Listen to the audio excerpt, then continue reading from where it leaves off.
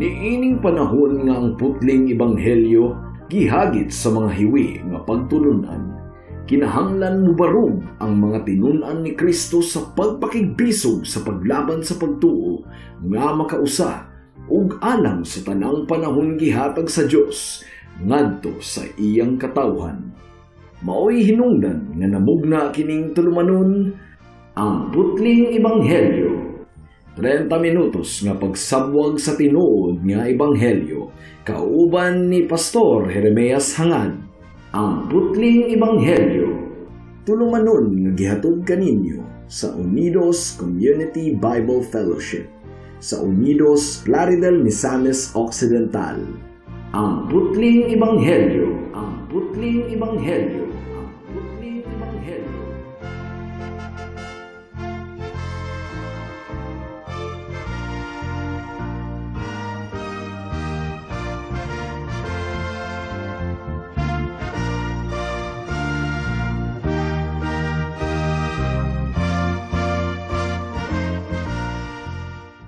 Alang sa pagpamalandong sa pulong sa Ginoo niining taknaa, please turn with me to Mark chapter 9 verse 43 hangtod sa 50. Apan sa dili pa akong gipaabot once again ang akong pagpanimbaya sa akong lolo Isabelo Laure Senior, 93 years old. Hinaot nga ang Ginoo mo'y magahikap sa iyang lawas gumikan kay aduna siya'y mga gibati niining panahona. Mark chapter 9 verse 43 to 50. Ang giingon dinhi mga kaigsuunan. Ug kun ang usa nimo kakamot makaangin kanimo sa pagpakasala, putla kini. Mas maayo pa kanimo nga mosulod sa kinabuhi nga usaray kamot kaysa duha ang imong kamot apan mahiadto ka sa impyerno. Diin ang kalayo walay pagkapalong. Kun ang usa nimo katiil maoy makaangin kanimo sa pagpakasala, putla usab kini. Mas maayo pa kanimo nga mosulod sa kinabuhi nga usaray tiil kaysa duha ang imong tiil apan itambog ka sa impyerno. Ug kun ang usa nimo ka mata maoy makaangin kanimo sa pagpakasala, lugita kini. Mas maayo pa kanimo nga mosulod sa gingharian sa Dios nga usaray mata kaysa duha ang imong mata apan itambog ka sa impyerno. Didto dili mamatay ang ilang mga ulod ug dili mapalong ang kalayo. Ang tanang tawo putlion pinaagi sa kalayo, maingon nga ang usa ka halad giputli pinaagi sa asin.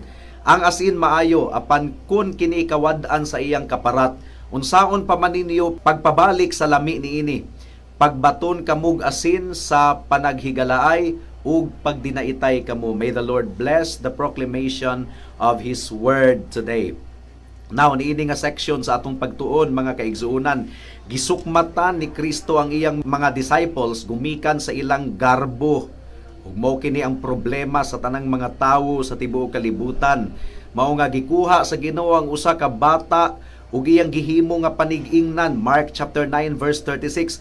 Unya gikuha niya ang usa ka bata ug gipatindog sa ilang atubangan, giagbayan niya ang bata ug miingon siya kanila. Ug gisamarais ni Kristo ang iyang pagtulunan mahitungod sa pagkamahinungdanon sa pagsakripisyo sa atong kaugalingon ug pagpaubos atubangan sa Dios. Mark chapter 9 verse 37. Ang mudawat sa usa ka bata nga sama niini tungod kanako, mudawat usab kanako, ug ang mudawat kanako wala mudawat kanako lamang kundili kaniya usab nga nagsugo kanako. Ang taho ni Matthew mas tataw kaayo mga kaigsunan. Matthew chapter 18 verse 4. Ang labing dako ilalom sa pagmando sa Dios mao kadtong magpaubos sa iyang kaugalingon ug magpakasama niining bataa. Mao nga sa bersikulo 41 ug 42, samtang gigunitan pa sa Ginoo kadtong maong bata, gidescribe sa Ginoo ang pagkamahinungdanon kung unsaon nato pagtratar ang mga tawo sa Ginoo, ang mga anak sa Dios. Now, sa tinguha sa mga tawo or sa tinguha nato nga atong ibayaw ang atong kaugalingon, labaw pa kay sa uban. Nakalimot kita sa atong responsibility ngadto kanila. O kung unsaon nato pagtagad ang mga katawhan sa Ginoo, importante gayud kaayo kini. Gumikan kay ang atong gugma alang kanila, usa kana kasalamin sa atong gugma alang sa atong Ginoong Hesukristo. Gumikan kay si Kristo dili mahimong ibulag sa iyang mga katawhan. If we love Christ, we should also love the people of God. Kung unsa ang atong buhaton sa mga kaigsuunan, ato kining gibuhat sa atong Ginoong Hesukristo. Matthew chapter 25 verse 40. Unya ang hari mutubag kanila, sultihan ko kamo nga sa matag higayon nga naghimo kamo niini alang sa usa sa labing ubos niining akong mga igsuon, gihimo ninyo kini alang kanako. Ug niini nga bersikulo nga atong pamalandungan niining taknaa mga kaigsuunan, nakita nato ang problema sa mga disipulo sa atong Ginoong Hesukristo. Ang problema nila sa garbo o kining kaugalingon ra ang ilang gihuna-huna with their intolerance and hardness of heart. Mao katoy atong pamalandong ni atong miaging semana. Ug gitapos ni Kristo kini nga section sa iyang pagbadlong sa iyang mga disciples mahitungod sa pagbatbat kanila sa kinaiyahan sa pagkadisipulo. Instead nga atong ibayaw ang atong kaugalingon mga kaigsuunan in rank and recognition, kinahanglang mag-focus kita sa pagpaubos sa atong kaugalingon atubangan sa Dios diha sa pagkabalaan. Kinahanglan nga magbantay kita niini. Bantayan nato ang atong kasing-kasing ug hunahuna mga kaigsuunan, and we must be cautious regarding our testimonies towards others. So adunay duha ka bahin ang atong pagpamalandong niining taknaa. Una, the radical nature of discipleship, or ang radikal nga kinaiyahan sa pagkadisipulo. Ikaduha, the seriousness of radical discipleship, ang pagkaseryoso sa radical nga discipleship. Ang pasabot niining radical, adunay dako kayong kalainan ang atong kinabuhi niadto nga dili pa kita disciple ni Kristo, karon nga kita disciple na. Adunay radical change, adunay dako kayong kalainan mga kaigsuunan. So unahon nato ang unang punto sa atong pagpamalandong, the radical nature of discipleship. Ang radikal nga kinaiyahan sa pagkadisipulo. Dako kaayo og kalainan ang atong kinabuhi kaniadto ug karon. The very first thing nga atong makita sa pagtudlo ni Kristo niining bahin sa atong pagtuon is the radical nature of discipleship. Ang buot ipasabot ni Kristo nga ang pagkinabuhi nato nga balaan, kinahanglanon kaayo bisan pag-unsa ang presyo niini, bisan pag-unsa ang kantidad niini. Now daghan sa mga tawo nga ilang gipakabaliwala ang pagtulunan ni Kristo mahitungod sa pagkabalaan nga iyang gilauman sa iyang mga disipulo. Kinahanglang masayra nato ang kinaiyahan sa grasya mga kaigsuunan. Ang atong Ginoong Hesukristo puno kaayo sa grasya, manluluwas siya, maluluyon siya kanato, ug naluoy siya sa atong mga kahuyangon. Pero ang Dios nagdumot sa mga tigpakaaron ingnon. Adunay gilauman si Kristo sa iyang mga tinun-an mga kaigsuunan. Tataw kaayo ang iyang pulong. Kinahanglang musunod kita kaniya nga dili magluya-luya. Kinahanglan nga puno kita sa tanang kusog ug kadasig sa atong pagsunod sa atong Ginoong Hesukristo. Gumikan kay dili takos ang atong Ginoo sa pagpangalagad nga mala mga kaigsuunan. Walay amor ang atong Ginoo sa mga ang kasing-kasing katunga lamang ang gihatag kaniya. Kinahanglan ang atong gugma alang kang Kristo sa tibuok natong kasing-kasing ug sa tibuok natong kusog. So, kung papilion ta sa mga butang nga atong gimahal versus sa atong Ginoong Hesukristo, kinahanglan nga andam natong isakripisyo ang mga butang nga importante kanato aron maangkon lamang nato si Hesukristo. Mao kini standard sa atong Ginoong Hesukristo mga kaigsuunan. Luke chapter 13 verse 24 ang giingon sa English, strive to enter by the narrow door. Maningkamot kuno kita nga makasulod sa sigpit nga pultahan. For many, I tell you, will seek to enter and will not be able. Ang atong pagsulod sa gingharian sa Ginoo dili kini relax mga kaigsuunan. Kinahanglan mag-exert gyud kita og effort. Matthew chapter 11 verse 12 ang giingon dinhi, sukad sa pagwali ni Juan hangtod karon, ang paghari sa Dios kusganon gayod nga miabot, ug ang mga tawo kusganong naninguha paghupot niini. And in this passage before us, niining takna ang mga kaigsuunan, ang gihisgutan sa Ginoo, ang pagkamahinungdanon sa pagkabalaan, whatever the cost it may be, kinahanglan ato kining buhaton, aron lamang kita magkinabuhi nga balaan sa iyang atubangan. So, gigamit sa Ginoo ang mga mahinungdanong bahin sa atong lawas. Ang giingon dinhi ang atong kamot, ang atong mga tiil ug ang atong mata. Mo kini giingon sa atong teksto, kung ang atong kamot daw ang hinungdan sa pagpakasala, putla ka na. Mas maayong mawad-an ka og kamot kaysa sa matambog ang imong kalag dito sa impyerno. Kung ang ato kunong tiil ang hinungdan sa pagpakasala, putla ka na. Kung ang ato kunong mata ang hinungdan sa pagpakasala, lugita ka na. Mas maayong musulod kita sa gingharian sa Dios nga buta kaysa mag-antos didto sa impyerno nga kumpleto ang atong lawas. Now, dili ka na literal nga pagsabot. Ang buot ipasabot ni ana, kinahanglang mo sakripisyo kita. Mutay kita og necessary sacrifice aron lamang masunod nato ang kabubuton sa atong buhi nga Dios. Unahon nato ang mga kamot, mga kaigsunan. Kay mo man gyud kini ang pinakaunang gihisgutan sa Ginoo kining mga kamot. Kung ang kamot kuno ang hinungdan sa pagpakasala, putla, nganong mga kamot man ang gihisgutan niini, gumikan kay ang mga kamot manggod, instrumento kini sa violence. Pwedeng magamit nato ang atong mga kamot aron pasakitan ang atong mga isig katawo. Pwede ganing magamit nato ang atong kamot aron mopatay sa uban. Proverbs chapter 6 verse 16 to 17, adunay 7 ka butang nga gikasilagan sa Ginoo ug dili siya makatugot. Ang garbusong tinanawan, ang bakakong dila, ang kamot nga mopatay og inosenteng mga tawo. So ang mga kamot pwede usab kini nga instrumento sa pagpangawat, mga kaigsunan. Pwede pod kining instrumento sa paghago ug pagpaningkamot, positibo. Pero ang kamot pwede pong mahimong instrumento sa pagkadautan.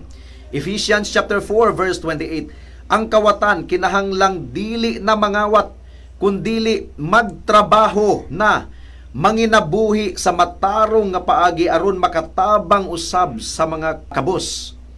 So gigamit usab ni Kristo ang tiil. Ingon nga illustration nga kung ang tiil kuno ang hinungdan sa pagpakasala, putla ka na.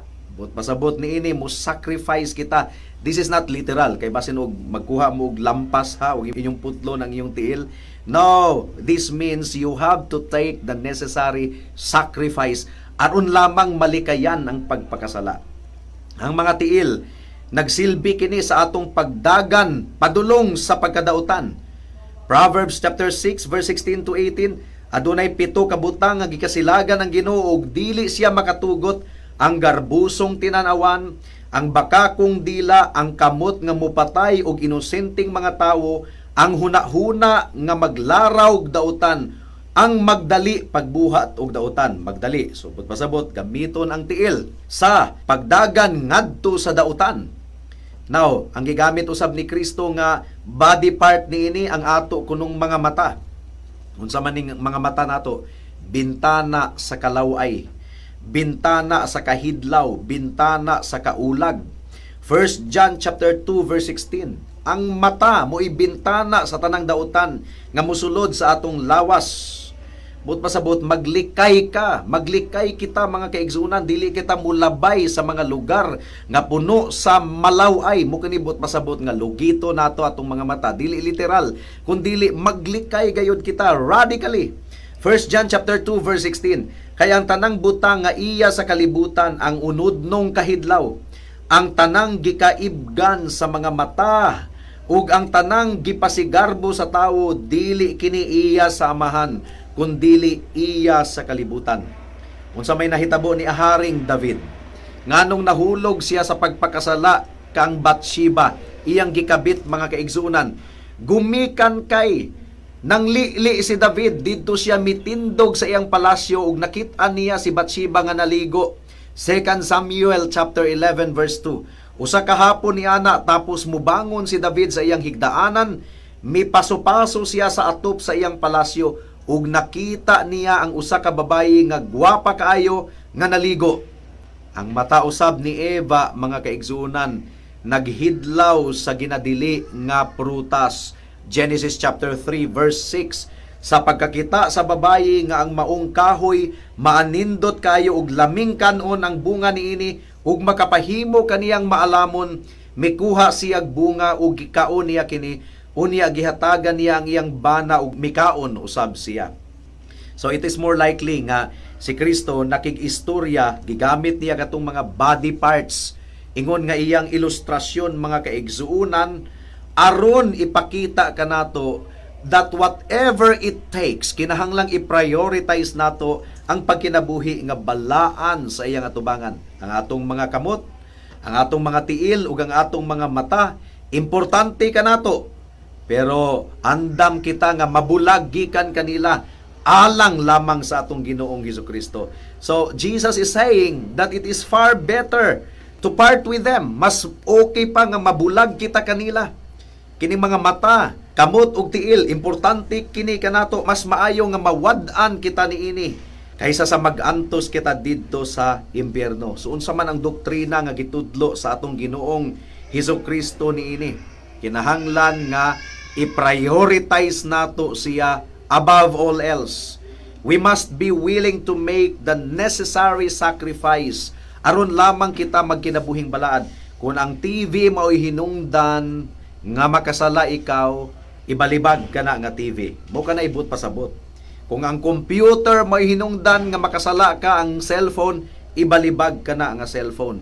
Kinahanglan andam kang mabulag ni anang mga butanga just to live holy life in the sight of God. Kung ang Facebook mo hinungdan nga makasala ka, deactivate your Facebook account. Ug daghang mga professing Christians nga ang ilang pagtan-aw sa Christianity sideline lang sa ilang kinabuhi.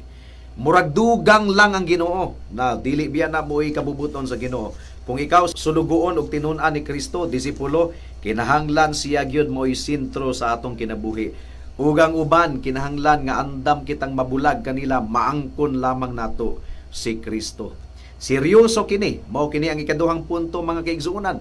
Seryosong butang kini, gumikan kay kinabuhing dayon ang nakasalalay niini, mga kaigsuonan. Mark chapter 9 verse 43. Ug kun ang usa nimo kakamot makaangin kanimo sa pagpakasala, putla kini. Mas maayo pa kanimo nga mosulod sa kinabuhi nga usaray kamot kaysa duha ang imong kamot apan mahiadto ka sa impyerno, diin ang kalayo walay pagkapalong. So, mga kaigsuunan, seryoso kini. Ang kinabuhing dayon sa langit ug ang pagka-impyerno mooy utlanan niini, mooy isyu niini, mga kaigsuunan. Ang impyerno mao kini ang lugar nga dunay pag-antos sa kalayo at dunay ulod nga dili mamatay. Daghang interpretation kining ulod nga dili mamatay. Posible nga literal nga ulod, posible usab nga ang pagkalata nga kinaiya nga nagdumot sa Ginoo didto sa impyerno, bisag nagantos na ang mga itambog dito sa impyerno, lata gihapon ang ilang kinaiya o gadumot gihapon sila sa Ginoo. Or posible ang ulod nga but pasabot niini kining mga memory, doon mga kahigayunan unta sa una nga maghinulsol pero wala kini buhata, mao kini mutulisok dito sa impyerno, murag ulod nga dili mamatay. So daghan magbut pasabot niini, mga kaigsuonan. But the point is makalilisang kaayo nga dili nato pilion si Kristo kay atong gipasulabi ang atong mga kahidlaw, ang atong mga gihigugma nga sala. Kinahanglang maghinulsol kita o kinahanglang putlo nato ang tanang ganghaan ug pultahan nga kita makasala, gumikan kay ang isyu niini kinabuhing dayon ug walay katapusan nga pag-antos didto sa impyerno. There is an absolute demand of commitment. If you want to follow Jesus Christ, if you want to become a disciple of Jesus Christ, kinahanglan nga itugyan nato kaniya ang tibuok natong kinabuhi. Pilion nato siya labaw sa tanan. Kita ang mga asin ug kahayag sa kalibutan kung ikaw tinuod nga anaa kang Kristo. Ug hinaot nga ang atong asin, dili kawad-an sa kaparat. Ug ang atong kahayag, dili kawad-an sa siga, mga kaigsuunan. Ang asin mao kini gigamit aron ang karne dili malata dayon, ma-preserve pa bisan pagpila ka adlaw, mga kaigsuunan. Gumikan kay gibutangan og daghang asin nahimong kusahos, mga kaigsuunan. So salt is a preserving agent. Ang kalibutan nalata na gumikan sa kasalanan. Nalata ang kalibutan gumikan sa kasalanan. Napreserbar kini hangtod karon gumikan sa mga Kristohanon nga nahimong asin ug suga sa kalibutan. Kumusta ang imong kinabuhi, higala? Kumusta ang imong kinabuhi, igsuon? Ikaw ba asin ug kahayag sa kalibutan? Kay kung ikaw nahigugma sa sala, ang pasabot niini, wala pa nimo nadawat ang grasya sa kaluwasan. Remember, ang kaluwasan dili kini kaluwasan gikan sa impyerno lamang, kundili kaluwasan gikan sa pagkaulipon sa sala. Mao nga ang tinuod nga luwas, adunay bag-ong kasing-kasing, adunay bag-ong kinabuhi. Kung mahulog siya sa kasalanan, maguol kayo siya ug maghinulsol dayon, mubalik sa atong buhi nga Dios. Iyang gidumtan ang sala, iyang gihilakan ang sala. Pero baliktad ang tao nga bisan pag kapila niya ang kunon nga siya Kristohanon, pero kung makasala siya, murag okay ra, murag wala lang, dili ka na ang kaluwasan. Because salvation, first and foremost, is salvation from sin. Dili salvation from hell, pakapin ra na. But salvation from sin, kaluwasan gikan sa kasalanan. Higala, ikaw nga nag-angkon nga Kristohanon ikaw, pero hangtod karon nahigugma ka sa sala, hinulsuli sa tinuod gayod ang imong sala, pangayua sa Ginoo ang bag-ong kasing-kasing ug bag-ong hunahuna, dangop kang Kristo, gumikan kay kang Kristo, adunay tinuod nga kaluwasan, adunay tinuod nga kapasayloan. Duol kang Kristo karon dayon. Now is the accepted time. Now is the day of salvation. Magampo kita. Salamat o Dios sa mensahe nimo niining taknaa ug hinaot nga nagbunga ang imong pulong sa kasing-kasing ug hunahuna sa mga katawhan. In Jesus' name we pray. Amen.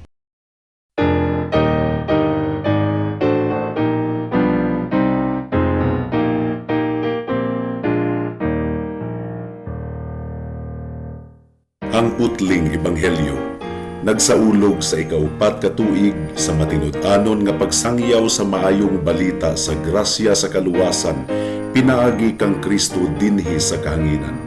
Uban sa tanang mga nagpaluyo sa Herald of Grace Radio Ministries Philippines, mainiton kaming nagpasalamat sa mga loyal nga tigpaminaw, uban sa pangaliyang ang matag-usa, malig-on sa Kristohanong pagtuo, ug ang mga nagduha-duha makabaton og kasiguruhan sa kaluwasan diha kang Kristo ug kang Kristo lamang. Kaluwasan nga masayran sa tanan gikan sa Biblia lamang, tungod sa grasya lamang nga madawat pinaagi sa pagtuo lamang kang Hesukristo lamang ug alang lamang sa kahimayaan sa atong buhi nga Dios. Sumala sa kasulatan, ang tanan nga magsangpit sa ngalan sa Ginoo maluwas. Apan unsaon man nila pagsangpit kaniya kung wala sila mutuo, ug unsaon man nila pagtuo kung wala sila makadungog sa mensahe, ug unsaon man nila pagkadungog kung walay magwali niini, ug unsaon man pagwali sa mensahe kung walay gipadala nga magwawali. Sumala sa kasulatan, pagkatahom sa mga tiil ni adtong nagwali sa maayong balita, apan wala mo dawat ang tanan sa maayong balita, si Isaias miingon, Ginoo, kinsay mituo sa among giwali? Busa ang pagtuo nagikan sa pagpamati sa mensahe ug ang nabati nagikan sa pulong ni Kristo. Ulit-ulit nating sinasabi dito na lahat po ng tao na ipinanganak dito sa mundo ay merong master's degree. PhD pa nga eh. PhD degree in self-righteousness. Pakinggan mo lahat ng tao. Itanong mo kung paano sila makakapasok sa kaharian ng Diyos. Ang sagot nila, gumawa ka ng mabuti. Sundin ang 10 utos. Huwag mang-apak ng kapwa. So it's all about me and what I can do. Now, kung iyon po ang daan tungo sa kaligtasan, hindi na kailangan ng mga ngaral. Bakit mangaral pa? Mangangaral pa tayo na do good in order to be saved. Upang ikaw ay maligtas, gumawa ng mabuti. Yun ang paniniwala ng mga tao eh. What need is there for preaching? But since salvation is not by good works, but salvation is solely by God's grace and by God's grace alone, at tayo ay ituturing na matuwid sa harapan ng Diyos, hindi sa ating katuwiran, kundi sa katuwiran ni Kristo, that's the reason why we proclaim the gospel.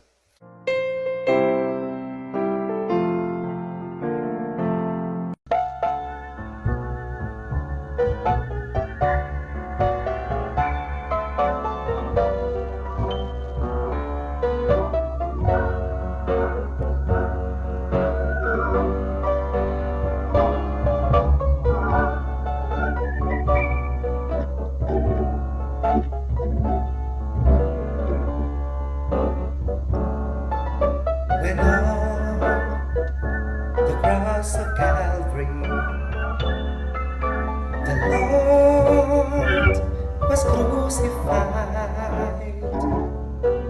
The mob stood round about him and mocked until he died. Two thieves were nailed beside him to share the agony. Oh, but one of them cried out to him, "Oh Lord, remember me."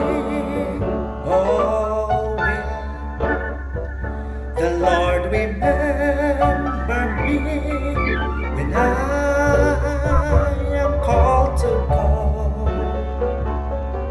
when I have crossed death's chilly sea? Will He His love there show? Oh yes, He heard my feeble cries, from bondage set me free. Oh, and when I reach the pearly gates, He will remember me. Oh, what a shame to kill Him there on the rugged cross, but such a death was needed to rescue all the lost. His blood was made a ransom to set the captives free. Oh, I know that I'm included, and He will remember me. Oh, will the Lord remember me when I am called to go, when I have crossed death's chilly sea? Will He His love there show? Oh yes, He heard my feeble cries, from bondage set me free. Oh, and when I reach the pearly gates, He will remember me.